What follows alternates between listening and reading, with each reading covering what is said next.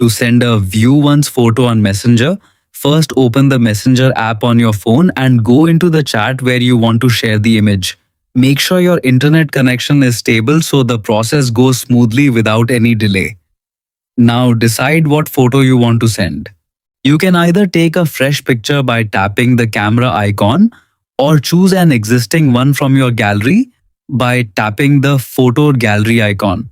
Once you select the image, it will open in a preview screen where you can make adjustments if needed. Before sending, you need to turn on the View Once option. On the editing or preview screen, look for the option that usually says Keep in Chat. Tap on it and it will switch to View Once. When it is activated, you will see a small 1 symbol, which means the photo can only be viewed a single time by the person receiving it.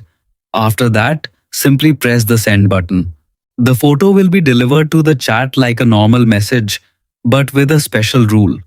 Once the receiver opens it, it will disappear automatically and cannot be viewed again.